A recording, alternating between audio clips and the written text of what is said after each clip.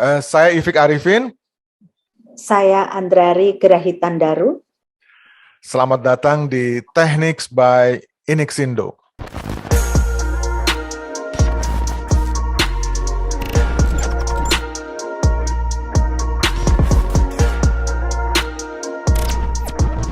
Halo Bu Andrari, apa kabar? Baik, sehat. Alhamdulillah.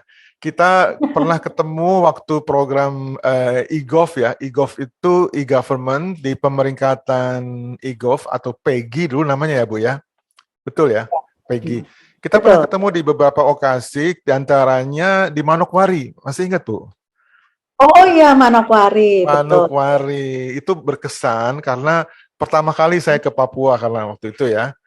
Dan pertama kali sama juga, Ibu juga baru ya. Berkesan karena kita kan jalan-jalannya ke pasar, ingat nggak Bu? Kita jalan-jalan ke pasar. Iya. Saya bawa satu koper kosong. Ya. Saya bawa satu koper kosong. Pulangnya memang sengaja bawa ikan bakar. Satu koper isinya ikan bakar.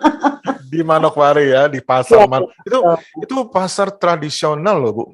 Ya, jadi pada saat itu kita aktif di dalam pemeringkatan e-government. Lalu kemudian dalam perjalanannya e-gov ini kemudian diganti dengan istilah lain. Apa tuh Bu yang sekarang sedang SPBE. SPBE ini merupakan sistem pemerintahan berbasis elektronik. Itu apa Bu kira-kira tujuannya apa dan kenapa dibentuk SPBE ini buat apa gitu? Ya, kita tahu pada saat pertama kita ketemu dulu itu ada pemeringkatan e-government ya, dan itu merupakan amanat dari Inpres 3 2003 ya pada saat itu. Judulnya e-government kan. Nah, pada saat itu kita juga sebagai orang IT ya, itu sudah merasa aduh mana sih kebijakan ini kok nggak keluar-keluar gitu ya. Tahun 2003 itu kita sudah main internet kemana-mana dari tahun 94 gitu ya. Tapi kebijakan nggak keluar-kelular. Keluar aja bentuknya Inpres gitu loh, ya kan? Inpres gitu loh, kok ya nggak apa gitu, PP kayak apa gitu ya. Nah, oke lah, akhirnya Inpres. Pada saat itu saya ingat banget ketika muncul itu, kemudian kita menggalakkan kenapa tujuan Inpres itu, karena ada target WSIS. Jadi targetnya adalah 50% masyarakat harus mengakses ke internet ya pada tahun 2002 sekian gitu ya, 2000 sekian itu harus 50%. Dan itu akhirnya menjadi satu kegiatan yang untuk mensosialisasikan. Pada saat itu saya ada di Badan Pengkajian dan Penerapan Teknologi ya. Sehingga kita BPPT ya Bu ya. BPPT. Sekarang dilebur jadi BRIN ya. Jadi BRIN. Nah, pada Ibu sekarang di BRIN ya, di Badan Research dan Inovasi Nasional ya. Jadi pada saat di BPPT waktu itu ada setelah Inpres, akhirnya kita harus buat kegiatan yang namanya computer literacy. Computer literasi, oke. Ya, computer literacy. Jadi kita harus membudayakan penggunaan internet sesuai dengan target WSIS pada waktu itu, bahwa masyarakat Indonesia harus mengakses kepada internet ya. Pada saat itu pengguna internet di Indonesia ya masih kurang dari 10%. Ya, luar biasa. Nah, kemudian kita menjalankan tadi ya pemeringkatan e-government Indonesia itu. Nah, itu juga dasarnya Inpres 3 2003 itu kan. Nah, kemudian pada saat pemeringkatan itu ingat nggak apa yang kita tanya?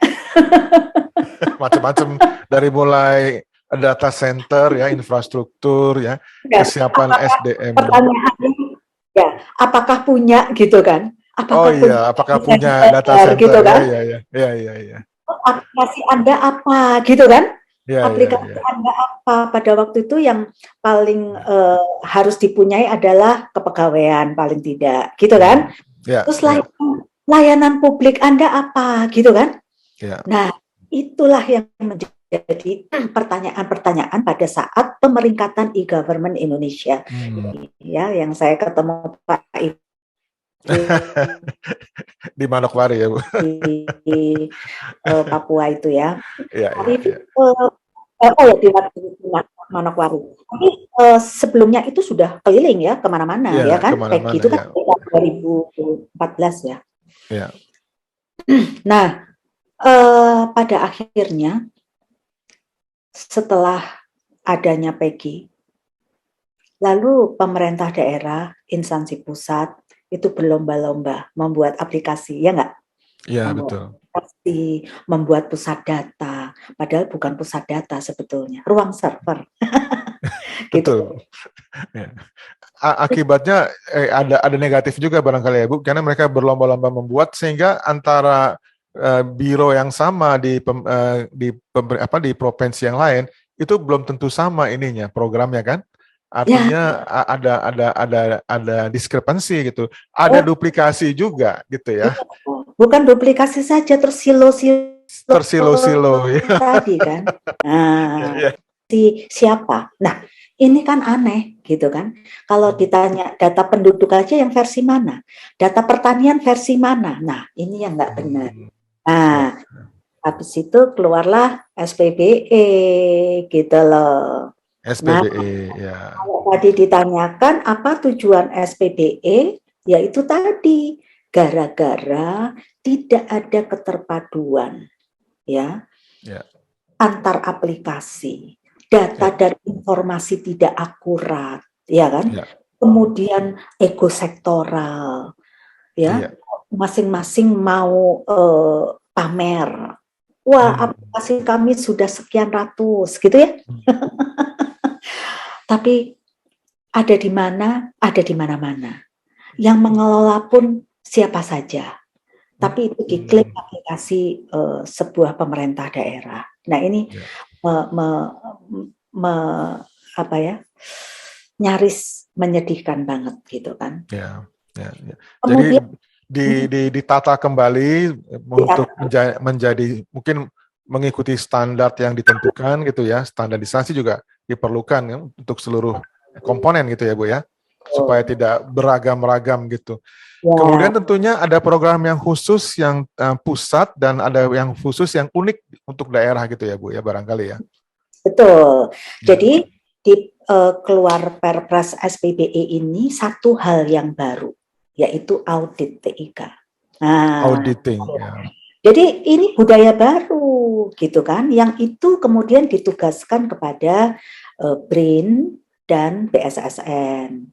BRIN untuk fungsi dan kinerja aplikasi dan infrastruktur, sedangkan BSSN terkait keamanan gitu. Ya, kamu tidak luput dari keamanan ya Bu ya, harus Iya. harus aman dan nyaman ya. Oh, harus. Ya, ya, ya. Nah, Oke. itulah kemudian yang tadinya tidak ada, kemudian ada, kemudian amburadul. Ditata Sekarang kembali. ditata kembali itu dengan cara melakukan evaluasi, dipantau, Ya. tetapi juga secara detail itu dilakukan audit. Gitu. Dan Ibu salah satu auditor kalau nggak salah ya, Ya, auditor dari BRIN dari kementerian berapa aja Bu? Ada 7 kementerian kalau nggak salah yang ikut bergabung. ya, yang dari 7 kementerian ini yang ikut melakukan pembenahan ini, yaitu tentu inisiatornya adalah Pan-RB, kemudian ada Kementerian Keuangan, ada Bappenas ya. Bappenas ini sangat penting sebagai pelaksana dari Perpres 1 Data Indonesia. Ya, Bappenas yang harus mewujudkan satu data Indonesia. Dan Pan-RB yang penggagas SPBE ini harus menyatukan ya. Jadi satu data Indonesia dengan SPBE, sistem pemerintah berbasis elektronik. Dua-duanya mempunyai target yang saling mendukung ya, saling mendukung. Namun penekanan yang berbeda ya. Jadi kalau SPBE itu lebih menjaga keteraturan tentang tata kelolanya, gitu ya. Jadi tata kelola itu melibatkan tadi ada timnya, ya, ada 7 tim tadi ya, dari Bappenas, Kemenkeu, Pan-RB, BPPT, Kemenkominfo, kemudian BSSN, satunya Kemendagri. Oke. Ya, ya. Lengkap ya itu, mewakili ya. Mewakili semua. Tapi yang saya pikir masih agak kurang itu adalah peran koordinasi antara provinsi sama kabupaten kota, ya. Peran pusat terhadap koordinasi ke mereka. Apalah artinya kalau Kemendagri itu hanya sebagai anggota, ya, tim koordinasi SPBE nasional. Oleh karenanya, kemudian nampaknya saat ini agak berkembang lagi, Pak, ya, agak berkembang lagi adanya pemerintah digital. Pemerintah digital, menarik nih. Pemerintah digital, apa artinya tuh, Bu Andrari? Inilah yang sedang digagas DPD ya, yang menggagas. Nah, ini menjadi mereka punya maksud baik menurut saya ya, mempunyai maksud baik itu dalam arti saat ini dalam hal transformasi digital yang merupakan yang merupakan salah satu prioritas pemerintahan Jokowi, ini kan hanya didukung oleh perpres, ya. Mana undang-undangnya? Kan nggak ada, ya. Ya nggak? Logikanya itu, Pak. Betul. Mereka ini menurut saya dengan menggagas RUU pemerintah digital ini ya merupakan niat yang baik. Ya, niat yang baik. Kenapa? Supaya proses transformasi digital ini menjadi berkelanjutan. Ya, itu yang penting. Berkelanjutan dan menjadi lebih baik lagi dan lebih baik lagi. Namun apa sebetulnya yang harus dicapai oleh RUU ini, ya? Jadi ada peningkatan lah kita, dulu hanya Inpres ya, kemudian Perpres SPBE, kemudian Perpres 1 Data Indonesia, sekarang yang sedang menunggu ditandatangani Presiden itu adalah Perpres Arsitektur SPBE Nasional. Ya. Wow, jadi ini nggak main-main lagi ya kalau sudah begitu ya, sudah top sekali gitu ya. Oh ya, Arsitektur ini topnya ya, karena disitulah peran daripada setiap instansi pusat dan pemerintah daerah menjalankan kembali fungsi, tugasnya, dan perannya yang benar. Termasuk data yang harus dihasilkan. Tanya data penduduk versi mana? Kok bisa ada 2-3 gitu ya? Nggak mungkin loh. Nah, kalau gitu ini yang disebut sebagai data driven barangkali ya Bu ya, data driven government gitu. Jadi kita mempunyai kemampuan untuk menganalisa data yang masuk, yang merupakan data yang di-generate oleh pelayanan barangkali ya, pelayanan aplikasi yang berada di ujung-ujung daerah tingkat 2 ataupun pelayanan umum gitu ya. Ya. Jadi konsep G2B, G2C, G2G itu harus dimainkan di dalam ini ya. Jadi, menurut saya kalau saya ditanya apa sebaiknya isi RUU ini gitu ya. Bagi saya yang sangat memahami perkembangan mulai dari Inpres sampai kemudian SPBE sampai sekarang ya, ada transformasi digital dari sisi ekonomi tadi Pak Ivi kan bicara ekonomi ya. Maka ada satu lagi yang harus dikemas di dalam RUU ini. Bagaimana peran swasta? Oke. Jadi jangan cuma pemerintah loh, ini swasta yang harus berperan juga, ya nggak? Betul. Swastanya itu gimana gitu loh, ya nggak? Iya. Semua harus ikut berperan ya sebagai stakeholders kan, ya. Betul. Nah, kenapa saya harus mengingatkan Eh, Kalau SPBE arsitektur itu kan benar-benar mengemas ini loh, tugasmu pemerintah nih ya, ini tugas fungsimu ya, jangan kemana-mana gitu kan. Kalau kamu menghasilkan data penduduk ya wis data penduduk aja, jangan data yang lain-lain gitu kan. Itu tanggung jawabmu gitu ya. Tapi kalau RUU ini kemudian kan ekosistemnya ini seperti apa? Kan nggak bisa pemerintah bekerja sendiri, harus ada stakeholder ya. Kalau stakeholder SPBE katakanlah tadi 7 ya, semuanya instansi pemerintah ya, maka di RUU ini nanti stakeholdernya ada pihak swasta. Itu ya penting, karena kita nggak bisa semuanya dari pemerintah gitu ya. Nah silakan itu contoh, kenapa masuknya di situ, itu mendukung ekonomi. Mampu nggak kita ekonomi berdiri sendiri? Kan nggak juga. Nggak mungkin, ya. Saling berinteroperabilitas dengan berbagai jasa keuangan yang ada, ya. Maka satu lagi yang perlu dimasukkan di dalam RUU ini. Apa tuh? Kira-kira apa Pak Ifik? Enggak tahu saya, Bu. Apa ya?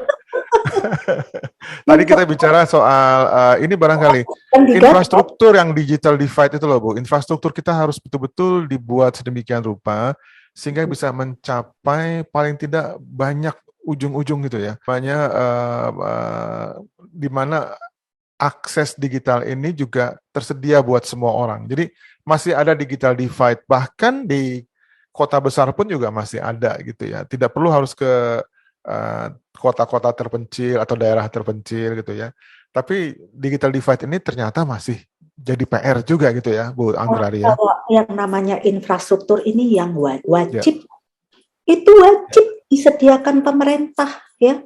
Seperti dulu kita ingat nggak waktu listrik belum 100% di negara kita.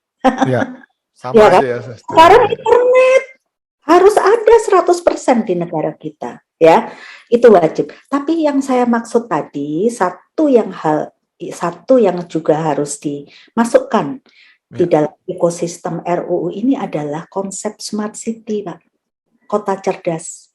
Kota cerdas. Iya, karena kota cerdas ini adalah konsep pembangunan ya, yang wajib, bukan lagi pilihan, Pak, ya. Yang wajib. Iya. Ya, konsep pembangunan yang berkelanjutan menggunakan teknologi khususnya TIK dan inovasi, Pak. Nah, ini kemudian di dalam, sekarang juga sedang digagas ada RPP tentang perkotaan, dalam isinya itu kota cerdas ya. Nah, itu harusnya mengemas semuanya. Jadi undang-undang ini mengayomi semuanya, mengayomi Perpres SPBE, mengayomi Perpres 1 Data Indonesia, mengayomi Perpres Arsitektur SPBE Nasional dan Smart City, ya. Dan Smart City ya. Jadi Smart City masuk ke dalamnya ya. Karena Smart City ini suatu konsep pembangunan yang semuanya terlibat. Semua terlibat, mulai dari ekonomi, tata kelola, ya, kemudian masyarakatnya, masyarakat digital ya, Bu ya. Kehidupan, cara masyarakat hidup ya, livingnya, kemudian sampai dengan environment. Harus semuanya cerdas. Dengan dukungan teknologi, inovasi. Padahal inovasi sekarang terkuat adalah TIK, ya nggak? Ya. Mau nggak mau ya harus. Dan lagi sekarang aksesnya kan mudah, Bu, melalui mobile gitu ya. Jadi sebetulnya konsep itu sudah memberikan kita satu opportunity untuk membuat aplikasi yang dapat melayani masyarakat dengan optimal. Jadi masyarakat nggak perlu lagi datang misalnya mau memperpanjang KTP atau memperpanjang surat apa, cukup melalui internet gitu ya. Semuanya kalau bisa sejauh mungkin kita push ke aplikasi yang mobile itu tadi. Jadi akan terlaksana pemerintahan yang kita sebut tadi, pemerintahan digital barangkali ya. Tapi ingat, prinsip kolaborasi harus dikemukakan dulu. Kolaborasi. Antar siapa ini? Kolaborasi antar pihak. semua pihak, termasuk sisi swasta yang berbadan hukum untuk Oke. menjaga kedaulatan kita. Ya, Hmm. contoh pembayaran pajak di daerah-daerah, Bapak kalau punya tanah di Jawa nggak perlu repot-repot datang bawa PBB, bayar PBB ke sana loh Pak, bayar pakai topet Pak. Oh, gitu. Bisa sekarang ya? Bisa. Nah, seperti Iya, iya. itu. Pemdanya inovatif ya. Hmm. Bisa memberi akses kepada topet untuk melakukan Ya, pembayaran. itu Itu kan memberi kenyamanan ya, memberi kenyamanan, juga menghemat biaya ya kan dia nggak perlu berangkat pergi lagi ke sana gitu ya. justru tadi konsep kota cerdas tadi itu adalah membuat masyarakat lebih nyaman, lebih aman, lebih mudah, lebih sehat dan lebih makmur. Itu Ya, konsepnya. ya, ya, Konsep ya. pembangunan kita sekarang ke sana. Tapi satu lagi yang lebih penting, meningkatkan partisipasi masyarakat. Ayo, masyarakat itu harus ikut berpartisipasi. Jadi nggak boleh diem-diem aja. Ayo, semua ikut membangun. Nah itu. Jadi kalau misalnya ada satu peraturan yang mau dibikin, masyarakat harus terlibat semua. Jadi konsep uji publiknya itu kan lebih terbuka ya sekarang ya. Mari masukan-masukan masyarakat. Makanya yang disebut musrenbang itu sekarang dilakukan online ya, langsung ke masyarakat. Kalau dulu musrenbangnya kan dibikin bisa diatur gitu ya. Nah, sekarang terbuka. Bukan, Iya, iya, iya. mengajak masyarakat untuk berpartisipasi itu menjadi tujuan daripada masyarakat digital sekarang. Masyarakat digital ya, ya, ya. Jadi insya Allah udah tercakup semua ya komponen-komponennya itu ya. Harusnya undang RUU transformasi RUU pemerintah digital itu ya mengayomi semuanya. Iya, iya, iya. Jadi mulai dari mobile, kemudian interaktif, kolaborasi, convenient ya, kenyamanan gitu. Jadi Nah, semua itu ada di dalamnya. Dan konsep smart city juga harus integrated betul. di dalam pemerintahan digital ini ya. Betul. Oke. Karena yang membangun kan pemerintah ya. Ya, ya, Kemudian ya. bagaimana keterlibatan kolaborasi dari pihak swasta. Kalau begitu Bu Andri, ini ada pertanyaan yang sedikit apa namanya berilustrasi gitu. Bagaimana dengan ibu kota Nusantara yang baru ini? Apakah sudah ada desain tentang arsitektur tentang semua yang kita bahas tadi itu sudah siapkah ibu kota kita nanti Kan dengan itu smart city-nya? undang-undang sendiri, Pak. Ya. Jadi memang ibu kota itu akan dibangun dengan konsep apa yang kita sebut tadi ya, smart city-nya harus jalan. Dari ya, awal sudah mindset kita udah dibuat sedemikian rupa sehingga betul. nanti tinggal plug in aja semuanya di situ ya. Kita menikmati apa namanya istilahnya teknologi ya, semua Inovasi, semua ya inovasi semua yang kita alami sekarang ini nanti di ibu kota yang baru sudah tinggal petik ya, hasilnya saja gitu ya, kurang lebih gitu barangkali ya. betul. Dan memang sesuai dengan karakteristik sebuah kota cerdas yang baru, itu dia harus membangun lokasi yang baru. Tidak menggusur lokasi yang lama. Nah, nanti yang lama itu nggak ada kenangan gitu. Ya. Jadi yang digusur pohon-pohon itu nanti Bu di situ yang untuk membuat bangunan. seperti contoh nih kota Dumai, kota Bagan Siapi-api ya. Itu dulu bekas-bekas kota lama tuh nggak ada sama sekali. Ya, saya nggak pernah ke sana. Ini cerita dari suami yang dulu pernah dibesarkan di sana ya. Ketika ke sana nggak ada bekas-bekas sedikit pun. Nah ini sayang gitu. Itu bukan konsep sebuah kota cerdas gitu. Ya, harusnya kota cerdas itu masih menyisakan yang lama, tapi dia bikin wilayah baru dari nol gitu untuk memberikan nuansa yang cerdas. Gitu. Oke. Pelayanan yang baik gitu. Indeks SPBI yang terakhir ini kira-kira berapa ya? Berapa ya Bu? 2,41 atau berapa ya? masih lumayan baik ya atau cukup ya? Ini ya, gini. Hmm. SPBE itu kan sudah dievaluasi sebelum Perpres keluar. Ya, dan di situ dia dinilai itu dievaluasi menggunakan 35 indikator. Wah, ya. Banyak juga. Nah, lebih banyak sekarang. Setelah ada Perpres ya, maka indikator-indikator itu disesuaikan dengan Perpres. Oh gitu, betul. Iya, harus dong disesuaikan dengan Perpres.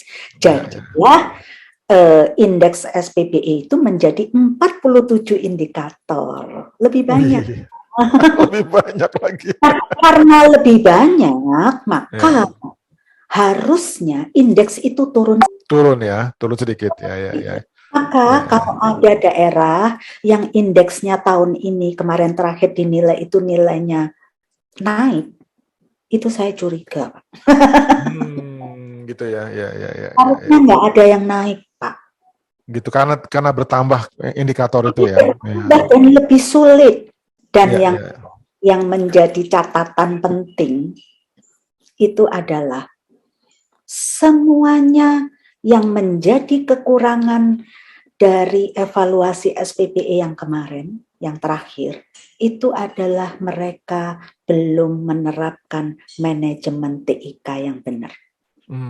Termasuk melakukan audit TIK. Nah, jadi saya berdasarkan hasil itu, Pak, wah, langsung bikin saya sosialisasi audit TIK internal, Pak.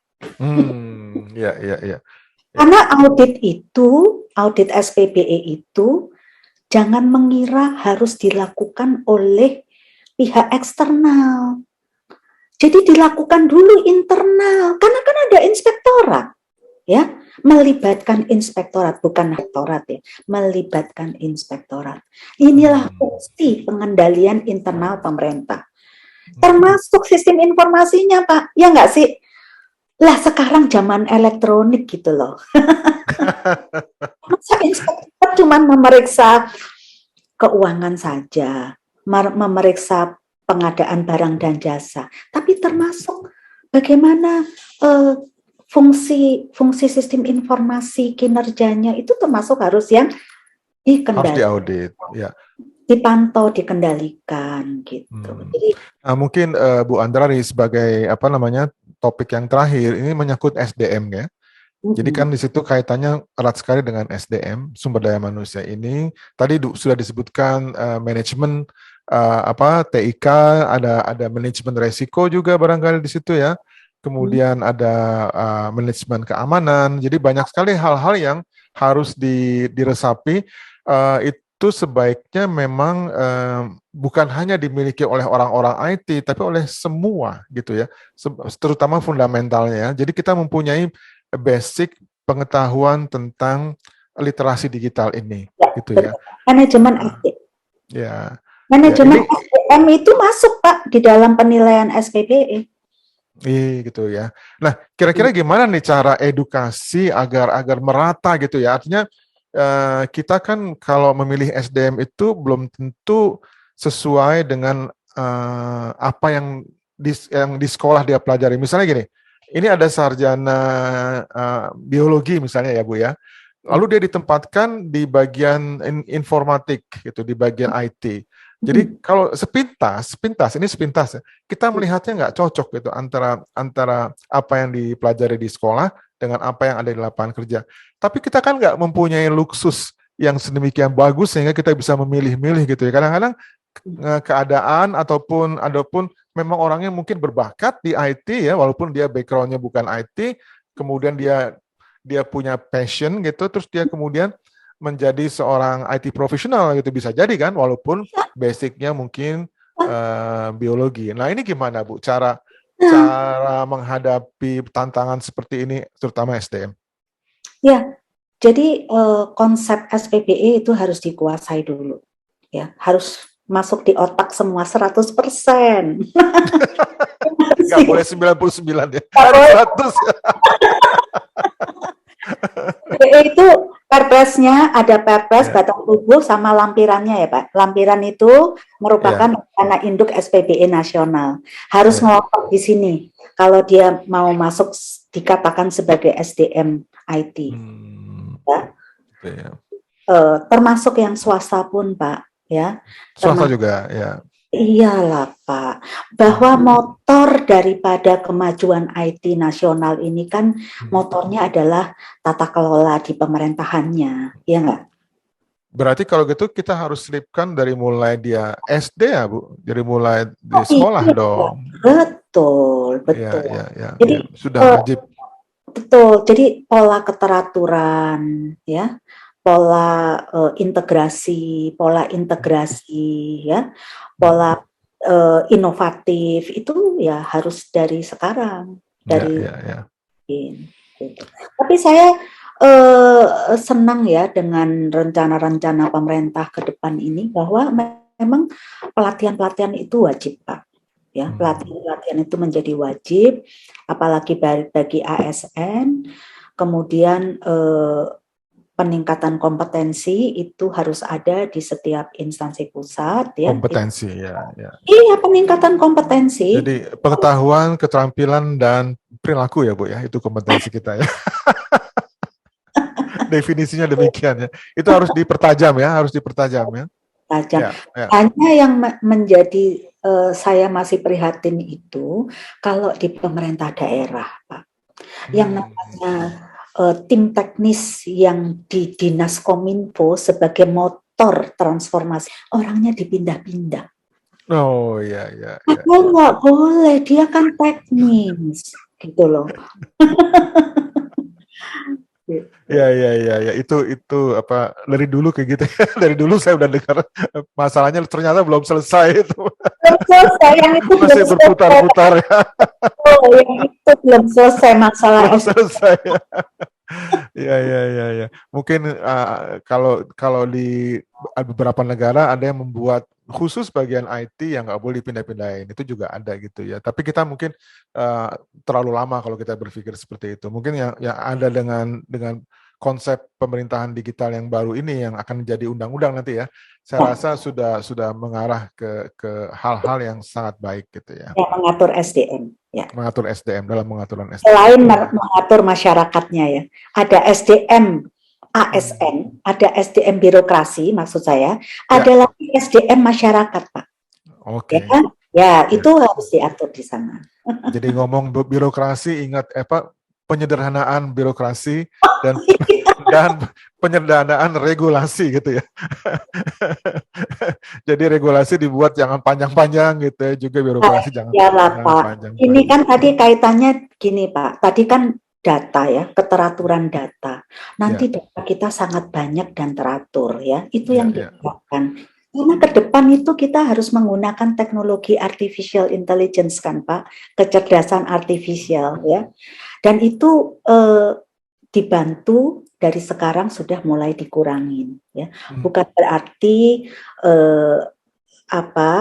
pegawai itu akan berkurang di dalam pemerintahan, tetapi karena pekerjaannya lebih efektif dan lebih efisien dengan dukungan sistem, ya nggak? Ya, Apalagi dengan dukungan kecerdasan artifisial ini. ya, Ini menjadi target kita ke depan, ya. dan itu sudah disampaikan melalui Perpres SPBE bahwa teknologi digital ke depan itu harus mengedepankan kecerdasan artifisial. Sudah Ya. ada nih, tersirat ya Bu ya. Tersirat, Pak, tersirat. Kemudian big data, ya, Big cloud, data ya.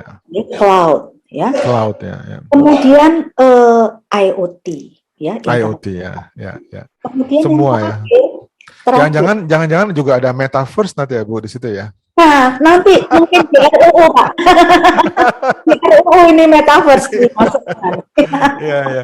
Sangat-sangat menarik. Saya menunggu nih nanti kecerdasan artificial yang akan dikaitkan dengan konsep-konsep ini ya. Karena kita tahu bahwa data yang dimiliki oleh pemerintah itu banyaknya luar biasa, dan kalau dianggurkan itu kan sayang ya, kalau tidak dimanfaatkan. Kalau dimanfaatkan dengan baik itu bisa menjadi bisa menganalisa prediksi, memprediksi behavior, apa ini ada apa 3 bulan ke depan, seperti keuangan.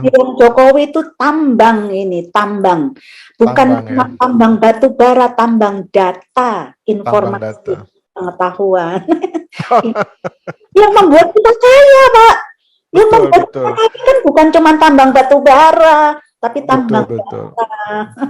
Jadi manfaatnya sangat-sangat banyak, dan kita akan kaget ya Bu kalau nanti melihat bahwa oh ini bisa begini, bisa begitu, bisa segala macam. Jadi hasil analisa itu akan membuat kita menjadi lebih cerdas sebetulnya ya.